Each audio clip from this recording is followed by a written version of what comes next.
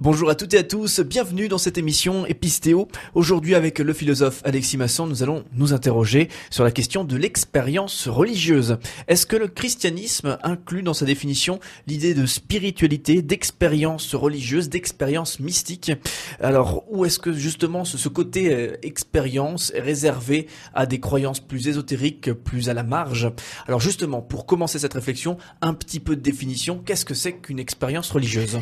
Alors, une expérience religieuse, c'est une expérience dans laquelle l'individu est placé face à une réalité transcendante, ou du moins est en rapport avec une réalité transcendante.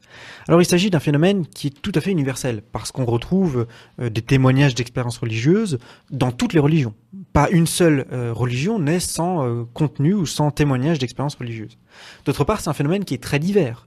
Il existe une très grande variété d'expériences religieuses. Certaines expériences religieuses peuvent consister par exemple en une interpellation divine qui fera que la personne se convertit. D'autres expériences peuvent être la réception d'un don particulier, quelqu'un qui se dit prophète, etc. Quelqu'un qui a un don de guérison, un don particulier en d'autres termes. Et puis d'autres expériences peuvent être encore une forme d'union avec Dieu, une expérience mystique très très forte avec Dieu qui fait que l'on a l'impression d'être en union radicale avec Dieu. Donc il existe une très grande variété. Il existe aussi une très grande variété dans le contexte en lui-même.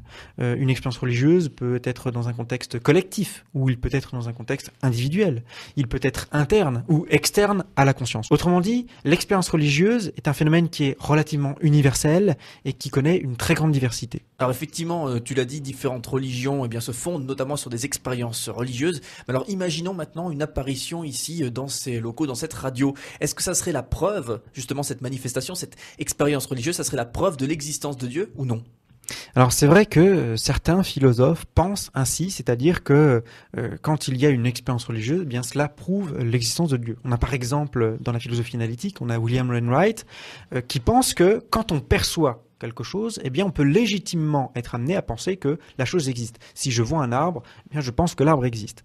Et par conséquent, si dans une expérience religieuse, on fait l'expérience de Dieu, eh bien on peut légitimement être amené à penser que Dieu existe.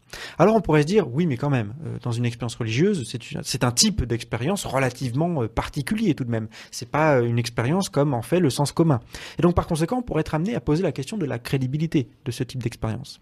Alors à cela, un philosophe comme William Hamilton répond que si on commence à faire une distinction entre ce type d'expérience et l'expérience plus commune du toucher, du voir, etc., eh bien, on risque de faire ce qu'on appelle du chauvinisme épistémologique, ou du moins c'est ainsi qu'il l'appelle. C'est-à-dire qu'on donne comme cela une raison, a priori, de douter des expériences religieuses, mais sans qu'il y ait vraiment de réalité, de douter, sans qu'il y ait vraiment de raison de faire une distinction, une discrimination entre ces types d'expériences. Tout simplement parce que si on commence à douter des expériences religieuses, on commence à faire un excès de scepticisme, eh bien il n'y a aucune raison de ne pas non plus faire de l'excès de scepticisme envers l'expérience commune. Et comme le disait Descartes, il est parfois très difficile de faire la différence, par exemple, entre le rêve et la réalité. Et par conséquent, on peut être amené à douter de notre propre sens. Donc par conséquent, William Alston dit il n'y a pas de raison a priori de faire de discrimination entre tous les différents types d'expériences. Si on voit Dieu, eh bien, il faut penser que Dieu existe. Alors, le philosophe qui a le plus travaillé ce type d'argument, d'une certaine manière, c'est Richard Swinburne. Richard Swinburne dit que, en l'absence de raison de douter, si on fait une expérience, eh bien, on doit penser que son contenu est vrai.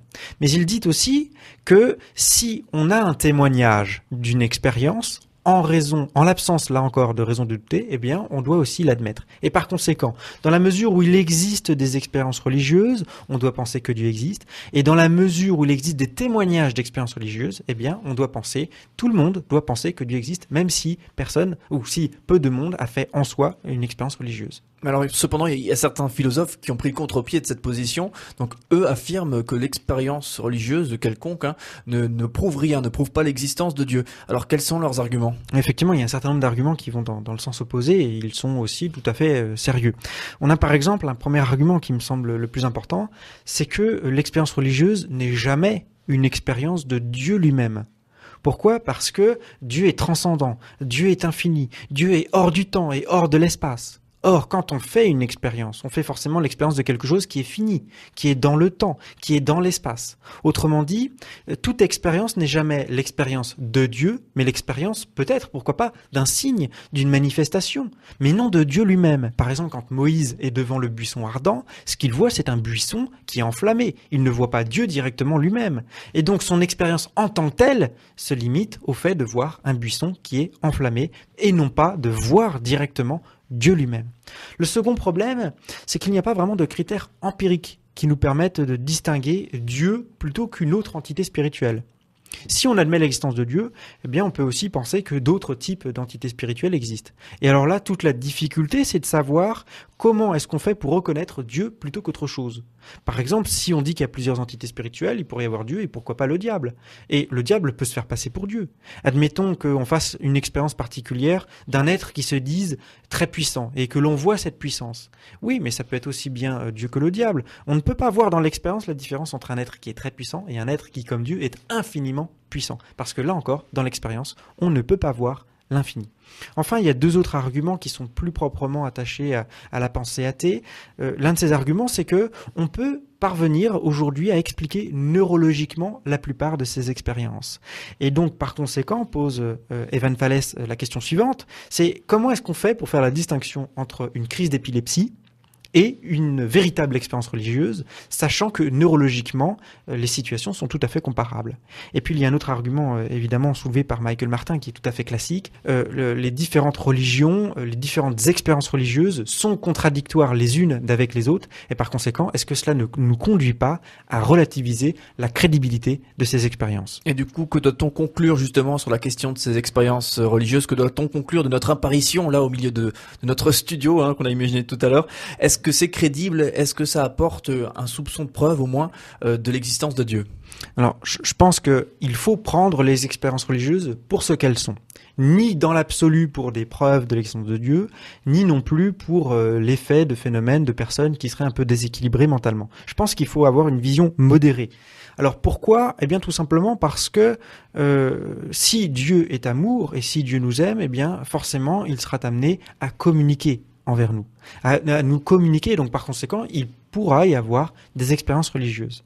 Alors le fait qu'on puisse les expliquer naturellement, ça ne pose pas de problème, puisque comme le fait d'ailleurs remarquer William Lane Wright, Dieu peut utiliser des moyens tout à fait naturels pour s'exprimer et pour se manifester. Il n'y a aucun problème à ce que Dieu utilise notre cerveau d'une manière ou d'une autre pour pouvoir faire apparaître un message plutôt qu'un autre ou un événement naturel pour manifester un signe de sa volonté. Donc là-dessus, je pense que c'est pas une limitation à l'expérience religieuse ou en tout cas à la crédibilité de l'expérience religieuse.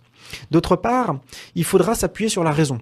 Pourquoi? Bien parce que la raison est difficilement trompable et donc la raison nous permet de déterminer si Dieu existe ou non et quelle est sa nature. Une expérience religieuse qui serait radicalement contraire à la raison, il y a des raisons d'en douter. Mais une expérience religieuse qui rentre dans un cadre rationnel, eh bien, on peut penser qu'il y a une certaine crédibilité. Donc déjà, on peut faire la différence entre une expérience religieuse qui serait le fruit d'une pure folie et puis une expérience religieuse qui est cohérente et qui correspond à certains critères de la raison. Et puis enfin, dans la mesure où il existe plusieurs expériences religieuses, plusieurs types, qui parfois sont contradictoires entre elles, on peut penser qu'il y a à leur origine différentes entités spirituelles et par conséquent, cela pose la question de la régularité, de la conception, de la cohérence d'ensemble des expériences religieuses. Et donc par conséquent, après avoir fondé sur la raison une communauté, eh bien une communauté peut permettre justement de réguler, d'éviter qu'un individu soit trompé, trop isolé et soit sujet à l'erreur. Mais au contraire, plus on est nombreux et plus il est difficile que tout le monde se trompe. Et par conséquent, je pense que l'idée et l'existence même d'une communauté religieuse permet la régulation des excentricités, si je puis dire, d'expériences religieuses. Donc si je comprends bien, si quelqu'un, au nom d'une expérience religieuse, nous demande de commettre des atrocités, au nom du Dieu d'amour, eh bien, on a de bonnes raisons de douter justement de cette expérience religieuse pour le coup. Merci beaucoup Alexis pour ces explications justement sur cette notion-là. On te retrouve sur ton site internet episteo.com, on te retrouve également pour une prochaine émission.